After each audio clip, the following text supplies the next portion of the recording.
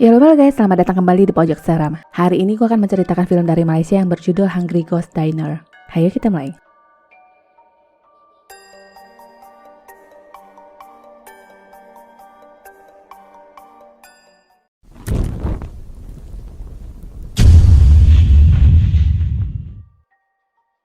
Konon katanya hantu berkumpul di tempat ramai jarang terlihat di tempat sunyi, tapi mereka lebih memilih di dapur karena terpikat oleh makanan. Film bercerita tentang keluarga Lan Kang Huang yang baru saja kehilangan istrinya yang berusia 41 tahun dan meninggalkan seorang putri bernama Bonnie. Ngenesnya, dia meninggal sebelum mencicipi makanan kesukaannya. Hari itu di saat upacara perpisahan dengan mendiang berlangsung, Bonnie tiba-tiba pergi mengikuti langkah roh ibunya ke sebuah pertunjukan yang bertema perjalanan ke alam baka. Hari itu kebetulan hari perayaan festival hantu kelaparan di mana ada kepercayaan para hantu akan bermunculan atas undangan dari keluarganya yang masih hidup. Keluarga yang baru sadar kehilangan Bonnie bergegas mencarinya dan singkat cerita, Bonnie ditemukan tertidur di tepi jalan dekat sajen dengan selembar foto bersama ibunya dulu. 20 tahun kemudian, masih di hari pertama bulan hantu seperti biasanya, orang-orang sibuk mempersiapkan festival perayaan sedangkan Bonnie yang sudah beranjak dewasa ini berjualan makanan dengan nama restoran hantu kelaparan. Seorang pria bernama Kit yang adalah broker menghampiri Bonnie untuk menawarkan sewa tempat yang lebih modern. Saat itu Bonnie tidak begitu tertarik dan karena kasihan, dia memberikan sekotak makanan gratis untuk Kit. Kit sempat makan sesuap lalu membuangnya tepat di samping kobaran api kecil di suatu gundukan tanah. Cerita kembali ke Bonnie, hari semakin larut dan waktunya dia berberes. Tak lama pamannya dari desa menghampiri yang sudah lama sekali tidak bertemu. Bonnie langsung menyiapkan teh untuknya dan sempat memuji pakaian pamannya yang dijawab, "Ini adalah pemberian ayahmu." Mereka berbincang dan Bonnie menanyakan kabar ayahnya di desa. Sang ayah diibaratkan orang yang keras di luar tapi lembut di hati.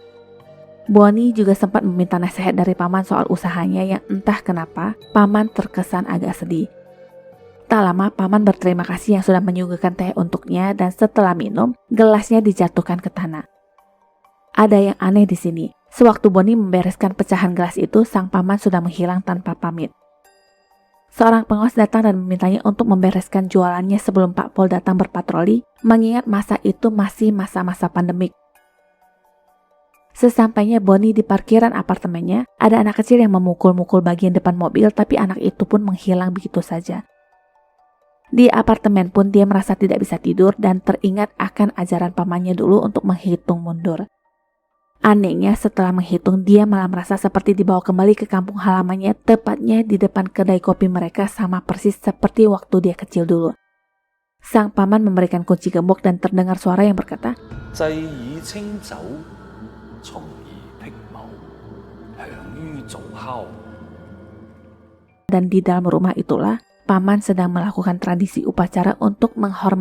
"leluhur.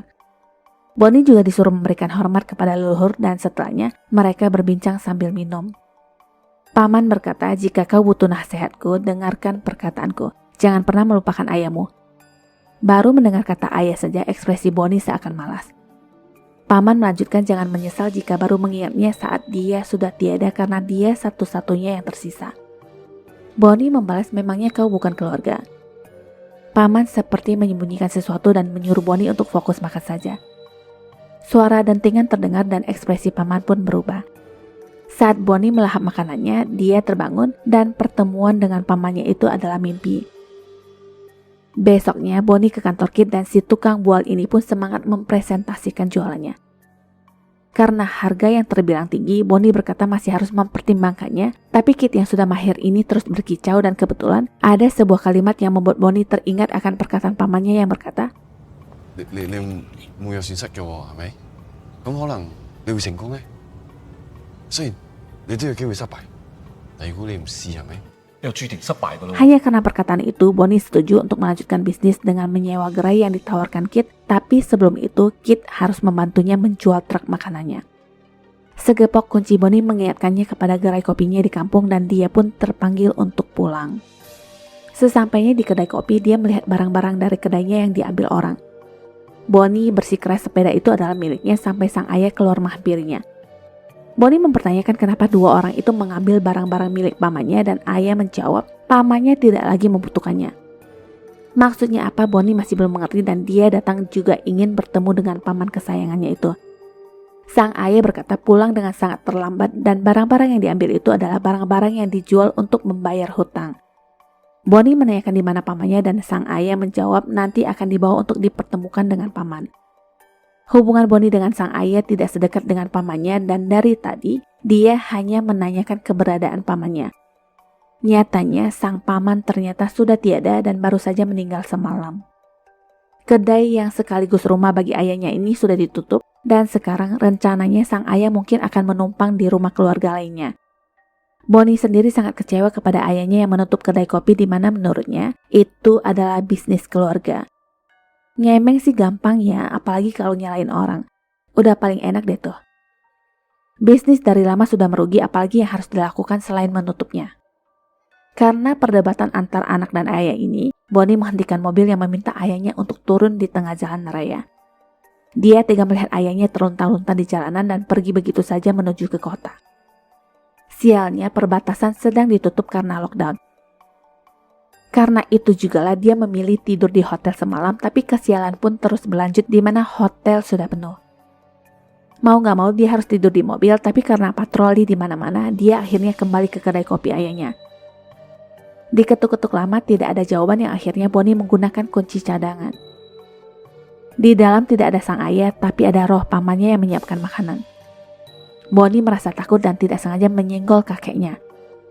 Tak hanya kakek, ada juga nenek yang membawa air panas dari belakang yang memintanya berhati-hati. Mereka pun akhirnya duduk di meja makan dan sang nenek menanyakan kenapa Bonnie terlihat seperti ayam kurus yang tidak makan bertahun-tahun. Nenek mengambilkan makanan dan paman menyuguhkan minuman.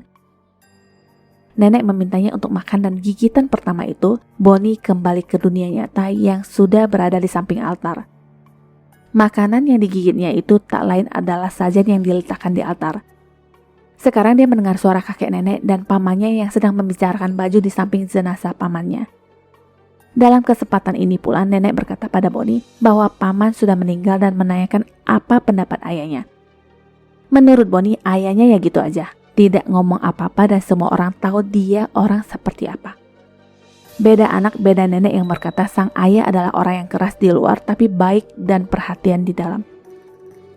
Setelahnya paman mengajak Bonnie ke kuil bersama dan berkata akan menunggunya di depan sedangkan Bonnie harus lewat jalan belakang.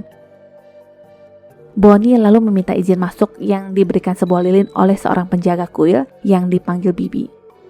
Di tempat itu dia melihat roh gentayangan yang mendadak muncul dan menghilang.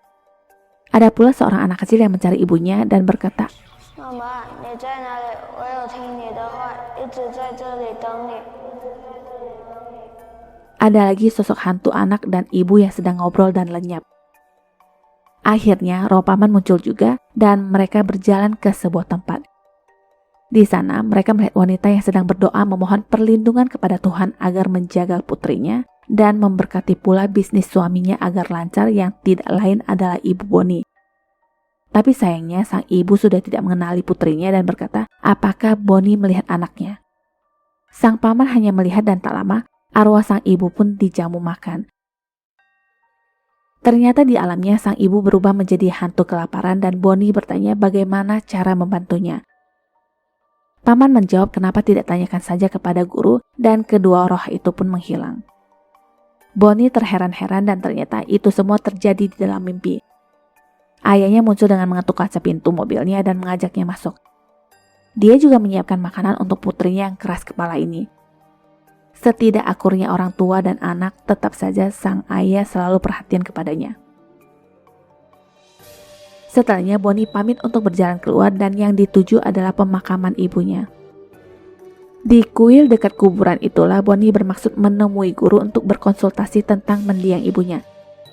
Segala kenangan masa lalu bersama ibu terngiang kembali dan sekembalinya Bonnie di rumah, dia berbincang dengan ayahnya soal bisnis gerai baru di tengah pandemik yang menurut ayahnya ini terlalu tidak efektif. Bukan Bonnie jika tidak bertentangan dengan ayahnya yang berkata itu urusannya. Dia menanyakan jumlah hutang ayahnya dan surat penagihan yang tidak pernah dibaca itu pun diserahkan kepada Bonnie. Waktu tenggang terakhir itu Rabu depan, tapi menurut ayahnya, nasi sudah menjadi bubur, jadi tidak ada gunanya juga mencemaskan itu semua. Malamnya mereka membakar uang kertas yang ditujukan kepada orang mati dan di momen itu arwah paman benar-benar muncul yang menatap mereka dari jauh. Setelahnya Bonnie mengingat kenangan bersama ibu dan seluruh keluarganya dulu. Besoknya sudah waktunya jasad paman akan dimakamkan. Setelah semua urusan selesai, Bonnie pergi ke kuil dan kebetulan bertemu dengan Bibi. Dia menanyakan tentang makam ibunya yang akan diperbaiki dan menurut Bibi, hari ke-15 bulan 7 festival hantu lapar adalah waktu yang sangat tepat untuk menyelesaikan semua urusan yang belum terselesaikan di dunia. Bibi juga berjanji dengan senang hati akan membantu. Mendengar itu, Bonnie setuju dan langsung pergi yang tidak jadi menemui guru. Guru sendiri sampai terheran-heran melihat tingkahnya padahal mereka sudah sepakat membicarakan makam kubur sang ibu. Yang menakutkan itu sebenarnya sang bibi yang ditemui Bonnie tadi sudah meninggal dunia. Kembali ke Bonnie, dia sendiri mengendarai mobilnya pulang ke kota yang bermaksud melanjutkan usaha jualan makanannya. Tak disangka tempat di mana dia nangkring dulu sudah ditempati orang. Abang Lan selaku manajer pun cukup sengak yang berkata, jika menginginkan tempat itu kembali, Bonnie harus mengajukan permintaan dan akan diberikan bulan depan. Mendengar itu, Bonnie kesal yang berkata, simpan saja tempat itu sampai ke kuburanmu. Tak payah, ya simpan sajalah, ya simpan baik-baik. Oh, dia somai kau. Sekarang dia menemui Kit yang sedang uring-uringan karena baru saja kehilangan pekerjaannya. Proyek pengembangan yang dibicarakan tempo hari pun pupus sudah. Semua hal berubah karena pandemik dan akhirnya Bonnie meminta tolong untuk menjual truk makanannya. Malamnya Bonnie tampak berjalan dan sebuah bus menghampirinya yang dikendarai oleh bibi hantu. Bonnie sendiri masih belum tahu bahwa bibi sudah meninggal dan bibi berkata, sudah kubilang aku akan membantumu. Bonnie pun naik ke bus yang terasa sangat dingin itu dan singkat cerita, sampailah mereka di suatu tempat. Bibi berpesan agar Bonnie menjaga diri baik-baik dan meninggalkannya di sana. Ternyata tempat itu adalah kuburan dan di sana Bonnie melihat sang ayah yang membereskan makam ibunya. Dia lalu mengajak ayahnya untuk kembali ke kedai kopi mereka dan ada yang aneh di sini. Papan kedai kopi yang harusnya sudah diturunkan terpasang kembali dan semua perabot juga masih utuh padahal sudah dijual semuanya. Bonnie meminta ayahnya untuk mengajarkan cara membuat mie kuning terbaik di kota mereka yang diwariskan turun-temurun. Mie yang dari dulu tidak membuat Bonnie tertarik untuk mempelajarinya.